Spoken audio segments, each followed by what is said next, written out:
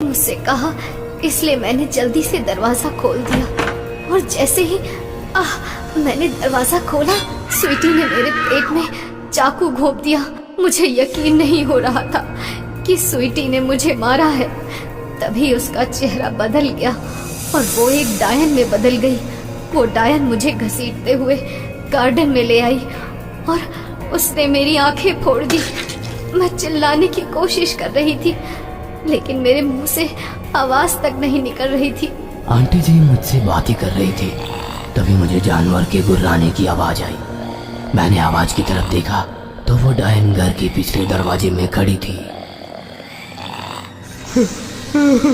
वो आ गई, वो आ गई, मैंने घबराते हुए कहा और मैं वहां से भागने ही वाला था कि तभी आंटी जी ने मेरा हाथ पकड़ लिया।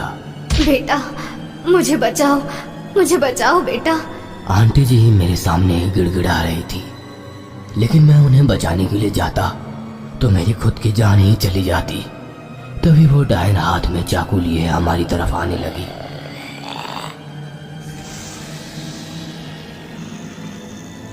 मैंने जल्दी से अपना हाथ आंटी जी के हाथ से छुड़ाया और कंपाउंड वॉल की तरफ भागा।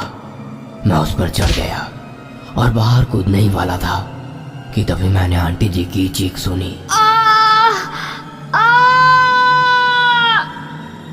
और मैंने पीछे मुड़कर देखा तो वो डायन आंटी जी के पेट में बार बार चाकू घोंप रही थी। तभी उसने मेरी तरफ देखा। उसकी आंखें बहुत ही डरावनी थी। मैं बहुत ज्यादा डर गया था। मैं कंपाउंड वॉल से कूदा और रास्ते पर भागने लगा। तभी मेरे सामने से एक पुलिस वैन आई। मुझे रास्ते पर भागते हुए देखकर उन्होंने वैन रोक दी। मैंने उन्हें अपने साथ घटी सारी घटना बता दी। उसके बाद मैं उन्हें स्वीटी के घर ले गया, जहां पर हमें गार्डन में स्वीटी की मां दिखाई दी। लेकिन हैरानी की बात तो ये थी कि वो अभी भी जिंदा थी। मैं सोच रहा था कि इतने बार चाकू घोंपने के बाद भी वो जिंदा कैसे है। पुलिस ने उस घर के चप्पे चप्पे की तलाशी ली, लेकिन उन्हें वो डायन कहीं दिखाई नहीं दी। उसके बाद पुलिस आंटी जी को अपने साथ अस्पताल ले गई और एक पुलिस वाला मुझे घर तक छोड़ने आ गया। मैंने घर पहुंचकर मेरे मम्मी पापा और दादाजी को मेरे साथ घटी सारी घटना बता दी। हे भगवान, ये भला आखिर है क्या? मेरे पिताजी बोले। तभी मेरे दादाजी जो कि 90 साल के थे वो बोले, वो मेरे फर्नांडिस की आत्मा है जिसकी मौत आज से 60 साल पहले हुई थी। ये सुनकर हम सब दंग रह गए। कौन मेरी फर्नांडिस, और उसकी मौत कैसे हुई थी? और मरने के बाद वो शहर के लोगों को क्यों मार रही है? मेरे पापा ने दादाजी से पूछा। तब मेरे दादाजी ने बताना शुरू कर दिया। मेरी फर्नांडिस गोवा के एक नाटक कंपनी में काम करती थी। 1960 में हमारे शहर में मेला लगा हुआ था, जिसमें मेरी की कंपनी शो करने आई थी। उस दिन शहर के कमल कुमार सेठ अपने दोनों बेटों के साथ और कुछ साथियों के साथ वहां आए थे। मेरी दिखने में बहुत ही ज्यादा सुंदर थी। सेठ कमल कुमार उसकी सुंदरता पर घायल हो गए और नाटक खत्म होने के बाद वो मेरी के कमरे में गए। उन्होंने मेरी के जिस्म को पैसों से खरीदने की कोशिश की, लेकिन मेरी इज्जतदार थी, इसलिए उसने मना कर दिया। इसी कारण सेठ ने उसे जबरदस्ती करने की कोशिश की।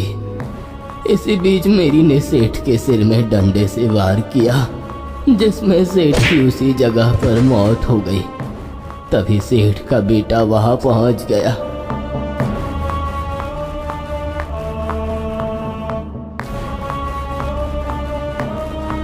ये देखते हुए कि मेरी ने उसके बाप की हत्या की है, सेठ का बेटा गुस्से से आग बबूला हो गया। उसने अपने बाप के मौत का बदला लेने की ठान ली। उसने मेरी के बाल पकड़े और उसे घसीटता हुआ स्टेज पर ले गया और उसे हंटर से मारना शुरू कर दिया। उस वक्त वहां पर 100-200 लोग खड़े थे, लेकिन सब देखते ही रह गए। क्योंकि कमल कुमार और उसके बेटों का उस वक्त शहर में बहुत तगड़ा वजन था। उसके दोनों बेटों ने हंटा से मेरी की चमड़ी उधेड़ दी। मेरी सभी लोगों से हाथ जोड़कर खुद को बचाने की भीख मांग रही थी, लेकिन किसी माई के लाल में हिम्मत नहीं थी कि वो सेठ के बेटों को रोक सके। उसके बाद उन्होंने बड़ी बेरहमी से चाकू घोंप कर मेरी की हत्या कर दी।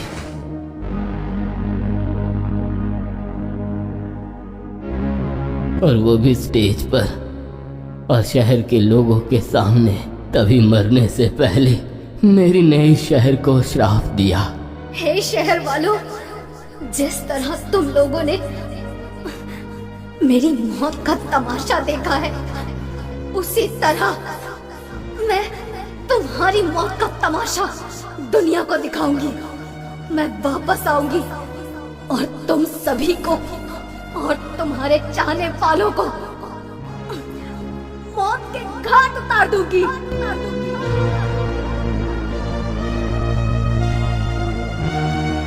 और श्राप देने के बाद उसने अपने प्राण त्याग दिए।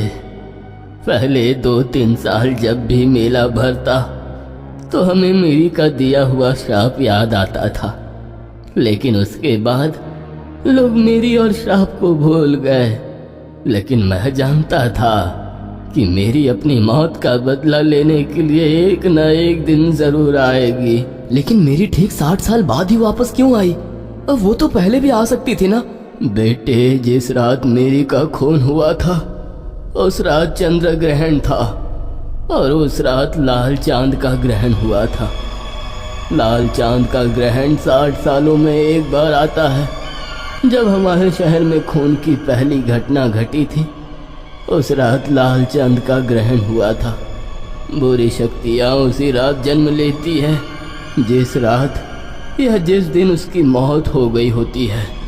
इसलिए मेरी की आत्मा 60 साल बाद अपना दिया हुआ श्राप पूरा करने के लिए आई है, और वो जब तक उसे पूरा नहीं करती वो वापस नहीं जाएगी। लेकिन बाबूजी, हम क्यों भागे यहाँ से? हमने क्या गलती की है? पापा ने दादाजी से पूछा। तब दादाजी बोले, क्योंकि जब मेरी की हत्या हुई थी तब मैं भी वहीं खड़ा था, बिल्कुल स्टेज के सामने। मेरी मुझसे भी मदद की भीख मांग रही थी, लेकिन मैं उसकी कोई मदद ना कर पाया। इसलिए वो मुझे और तुम्हें मारने की जरूर कोशिश करेगी। स्वीटी के दादाजी और दादी भी उस वक्त वहीं थे, इसलिए मेरी ने उसके दादाजी और उसके परिवार की जान ली।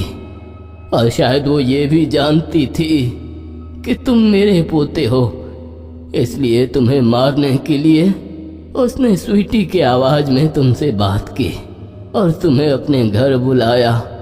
वो हर इंसान और उसके परिवार को मार डालेगी जो उस वक्त उसकी मौत का तमाशा देख रहा था। यह सुनकर मम्मी, पापा और मैं बहुत ज्यादा डर गए थे। इसलिए उसके अगले दिन ही हम वो शहर छोड़कर जा रहे थे।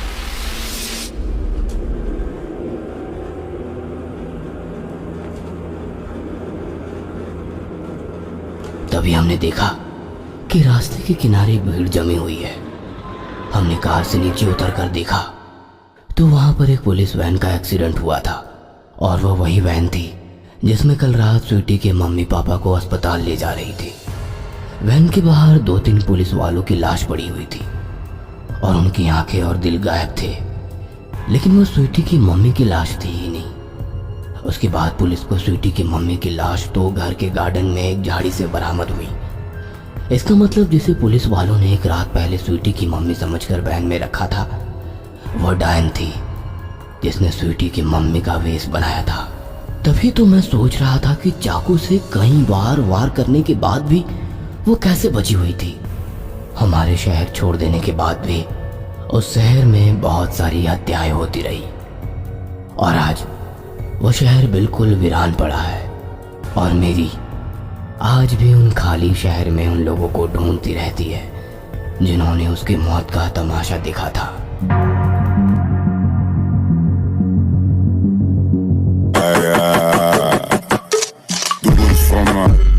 मेरा